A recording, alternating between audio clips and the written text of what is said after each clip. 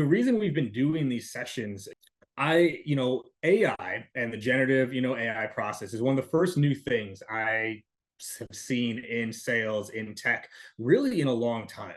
Almost all products that have been coming out over the last 6 to 7 years, not many of them are new ideas. They're new ways or better ways of doing something that was already in place. Whereas AI is a whole brand new field to play in. It's actually different. It's creating opportunities that did not exist before. And so when this all started happening, I dove in head first. I sat down and mapped out. I was like, what is it that makes me good as a leader? What is it that I do that I think leads to some of the results? And I mapped it all out on a page. And then I wrote down what I thought AI could do now, what AI could do soon, and what I thought AI would be able to eventually do. And when I wrote all of that out, I was like, wow, it's going to be able to do a lot of this. And so I had this little phrase that I used a lot of last year, which is, if anyone's going to replace me, it's going to be me. That's where I've been operating from, is if anyone's going to replace me, it's going to be me. And so I want to learn everything I can about AI, the different use cases and everything around it. And so today we're going to dive into just some of the key learnings, and I'll say maybe some of the mistakes I've made over the past year trying to learn it, but then also some of the use cases, some of the prompts, and some of the ideas that I see happening now. The prompt is everything. The prompt is everything. And when I see people trying AI for the first time, trying ChatGPT for the first time, where they'll do a prompt, right? And it looks like this, where it's like, hey, write me a blog article for a sales leadership course. And that's what they prompt, right? And this is what it comes back with. Transform your sales game. Join our premier sales leadership course. In this fast-paced world of sales, staying ahead of the game is not just an advantage, it's a necessity. How's this feel so far? How is this blog article feeling so far to everybody? We say, hey, we want to do a blog article. It's vague, it's boring. Here's what you'll learn: strategic sales planning, team building, motivation, high school essay, right? Because there we go. The prompt is this: write me a blog article for a sales leadership course. That's going to give you results like this. And early on, actually, I could even go back to some of my early, sessions in this one of that's what I would put in there. It's like, hey, I need a cold call script, or help me handle this objection. The prompt is everything, right? So things that you want to include in the prompt. And actually, I'm gonna put you on the spot here real quick, okay? What would make this prompt better, right? Let's use this as an example again. I want a blog article for a sales leadership program, okay? But now here's the key when writing the prompt. First thing we need to know is what tone. What tone do I want this in? I want the tone to be casual. No jargon, no fluff words, a human tone. Drew nailed it. The ICP for this is first-time managers who maybe haven't had much coaching in the past. Okay, so we've got who we're writing it to, what we want the tone to be in here, but then also this is where the human element comes in, is you need to give it some ideas, right? So a few key things to highlight is knowing reps' goals, connecting that to their quota, and mapping backwards to make a plan. Please ensure to have an actionable next step included. Okay, now, is this prompt a little bit better, right? So we can see what it'll come up with here, but it's this level of granularity you need to be going into with your prompts. Too often I see people having bad prompts. They go through it, but they don't build on it, right? So now the title's already better. Let's make it simple and effective. Hey there, we're more casual. Stepping in, it starts to sound like a human, right? Understanding your team's goals, it's doing a pretty good job here. Linking goals to quotas is doing a pretty good job here. So the point I'm making on this first one is the prompt is everything, right? Like you want to use it more in marketing use cases. You have to feed it what you know about good marketing, which is actually my next biggest learning in AI all of last year is context is everything. AI by itself can create content. If you want it to be good, you have to give it context, right? So actually, what would be something else that makes a good blog article? What's something that would make a good blog article, right? So it's already writing this out, but let's think about now, what's some further context? What are things that we know go into a great blog article that we can give it some context around? Ooh, okay. So now diagrams, visuals. Okay, this is great. Could you make me an infographic that covers these main points? Might have to flip over to Midjourney for it, but right. So now we did the article. Now we're asking for an infographic. And then I could think of another example of like, and we want to make it SEO optimized for blank. That's what I mean in terms of the context you need to give it. So similarly, if you're trying to go for a closing, I need help prepping for a closing call. You have to give it the context behind what good looks like. The people that are going to win with, ChatGPT and everyone else are the ones that can give it the best context of what they are looking for. Okay. So now look at this. Okay. Now we just got an infographic, and notice how I like put my own typo in there. Sales leadership Rogels. Okay. Understanding your teals. But look at this, right? How long did this take? Now we have an infographic that people could download, and now we'd have to give it instructions to fix it. But now we went from nothing to a blog article to an infographic, and then we could tell it to SEO optimize for these keywords, and it would do that. So this is how the prompt is everything. And then it's giving it the context, right? What does good look like so it knows how to operate from it? So something I will use to all of my sales leaders, marketing leaders, RevOps leaders, start recording everything. When you are leading a training, record it. When you are giving instructions to somebody in terms of how they can improve something, record it. RevOps, if you are reviewing a dashboard, record yourself doing that, because that's the context that you can feed into ChatGPT to give it the insights that it needs. So actually, I'll show you all this real quick as an example. This right here, okay, this is over like 15 hours of recorded trainings that I have done, right, for all the different topics that I've gone through, and I've transcribed all of them. And because I've transcribed all of them, I can take every single one of these and feed it into ChatGPT. When I'm leading a training with my team, I record it because I can feed it in. It's that's the context. Because when you're teaching something, you're explaining it. Explaining it to ChatGPT is the key to making the results better. So the first big learning was prompt is everything. The second is context. You need to tell it what good looks like. You need to give the human element that you need to have in there. That's what makes it better.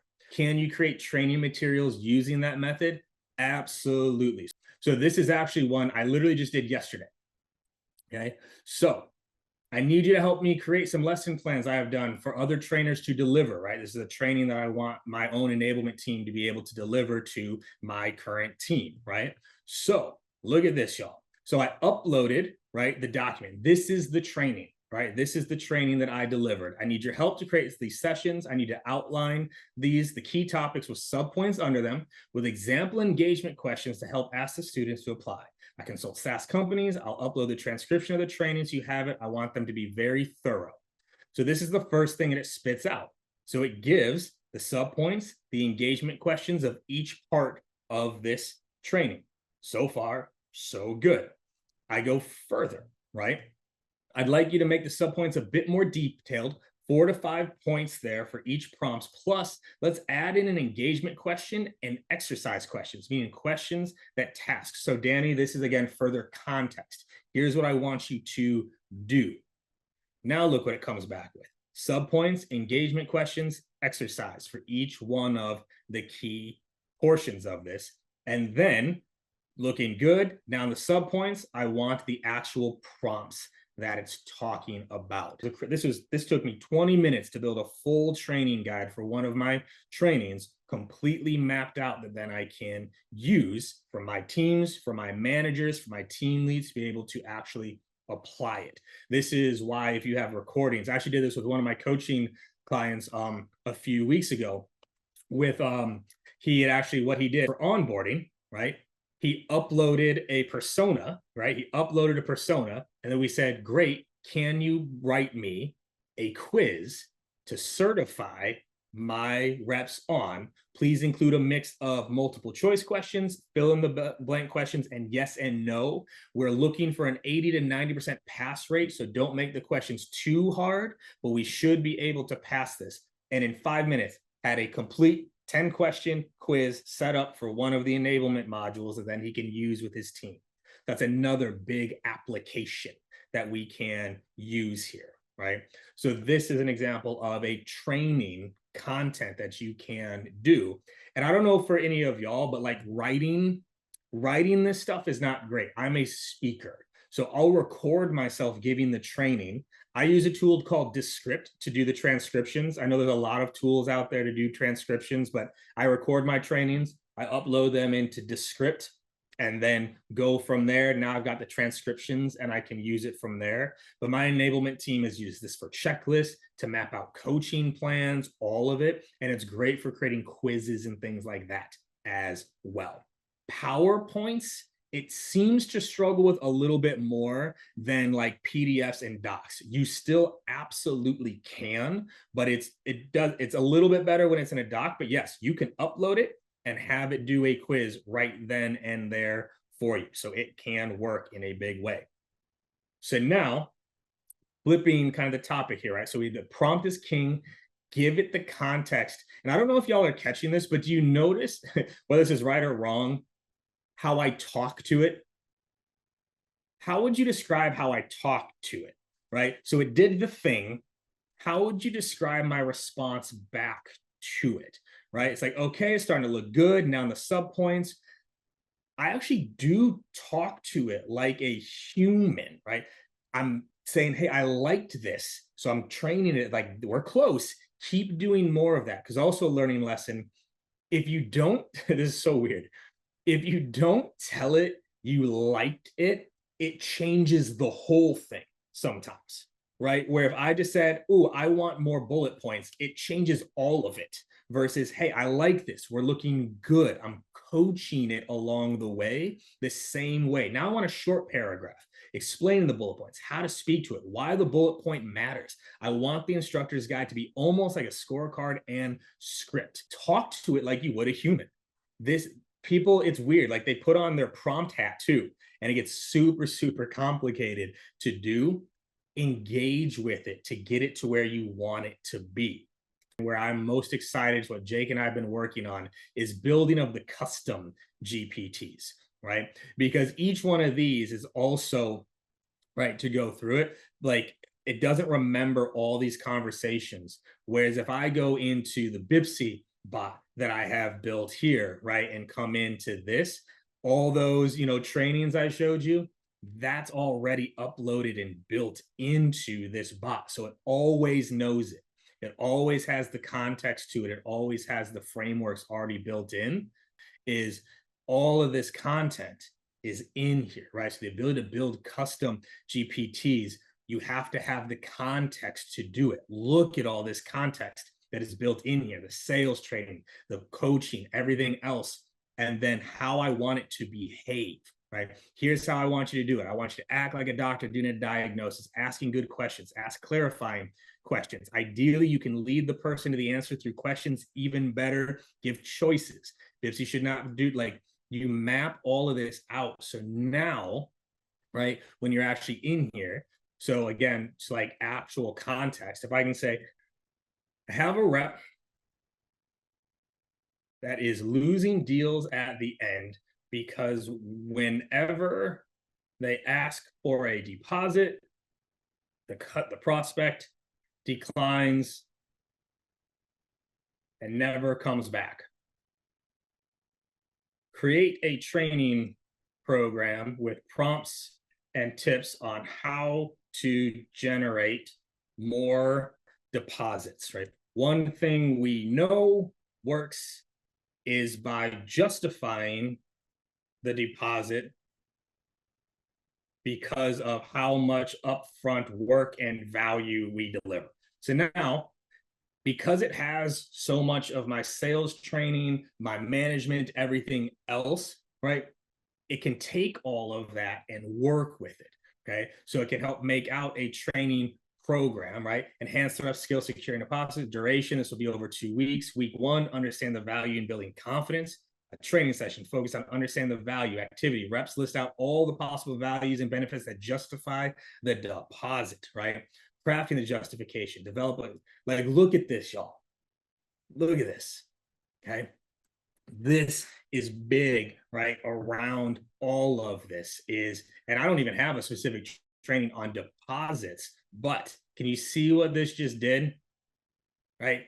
Feedback sessions, personalized feedback, activity, reps create and respond to these, like this, right? Because it has all the training and how to be a good manager, it can do this, right? So this is why I'm encouraging y'all to record everything, right? Is because you can do it this way. So uploading it here does not give everybody on ChatGPT access to my documents. That's not how it works.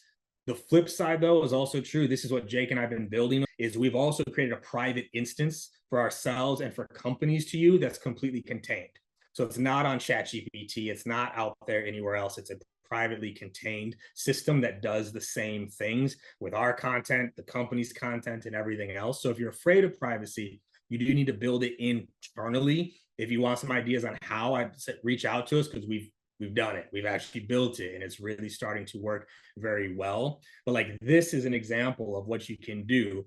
And I have one for call scorecards too. How to build a custom call scorecard. Right? The custom GPTs are all of it, right? Of all of it is like taking the context. But if you don't have context, it's going to be very hard to build the custom GPTs. Even if you have the playbooks, you need to have the best practices built out as well. So the custom GPTs is one of the things I'm most excited about. We've built the manager one, we've built a scorecard one, we've built a research one, a prep one, and messaging, and like the one that Jake built out on creating snippets to put into emails and LinkedIn is just gold, right? It's like chunking it down, which is my biggest tip I want to give everyone, is think big, then think small. The GPTs get better the more specific the action you're trying to get them to do is. So in Bipsy, for example, I have my scorecard training in there. But when I ask it to build a scorecard, it's not nearly as good as the sales scorecard builder, because in here, I can give it even more specific instructions. I have the example scorecards. I have the specific instructions on how to do it.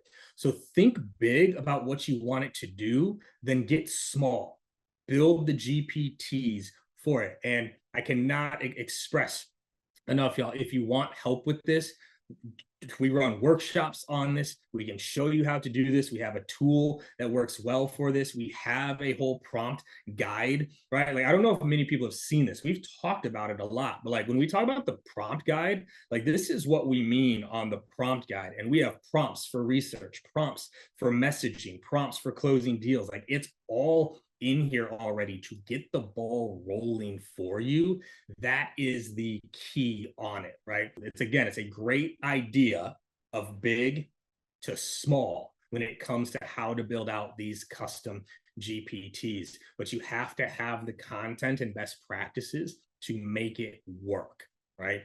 So I was moving fast on this one, but I hope this gave us some ideas here. One, the prompt is everything. Okay. Again, if you want help, go get the prompt guide. It's like $50, y'all. it's $50. Go buy it because it's going to trigger, right? I have spent well over $500 on all other prompt guides out there to learn it, right? Because you start to see the patterns of good prompts and go, this is how it applies to my world. Those are the ways. So scoop the prompt guide up, y'all. Like it'll just jumpstart your process in learning this. Okay. How do you know when you've done enough refinement requests? How many times? Okay. So my personal sweet spot tends to be like 4 to 5, because if I'm giving it a different, like, I liked this, but I didn't. Similarly, I liked this, I didn't like this part. This part sounded too salesy. Can you give me another example where instead of being salesy, it's more human? It doesn't include XYZ. If I give it 4 and 5 back and forth and I'm still not getting what I want, I'll start a new channel and start with the last prompt that I gave that was better and work from there. Because sometimes if you stay in the same one, it falls, it just doesn't change fast enough. So I'd recommend 4 to 5. And if it's still not getting you to where you want it to be, then I would say start a new chat to go through, and that tends to get it back on track. One of the hardest parts of early go-to-market is not knowing maybe what matters, right, to the market, what matters to what's going on out there in the industry. What are the trends? What are the insights? What's the language that your personas like use, right? Here's actually one straight from the prompt guide, right? It talks about like competitive insights, right? Of like, hey, I came across this competitor. Why do you think people buy that? How would you compare it to ours? What are some key differentiators, and how can we leverage that information to close more deals, right? So that's straight from the prompt like guide. So there's a lot of places we can do that. But more than anything, I'm just trying to stay on top of like the prompt engineering, the insights, and then how can it connect the dots. That's one of my personal favorite tactics within it is, okay, it told me this, now connect the dots to this. And then it is such a great job of doing that. Hopefully you saw how fast this works, I appreciate y'all as always. If there's follow-up questions, hit me up, hit Jake up. But as always, y'all, deuces, we're out. Appreciate you. Thank you.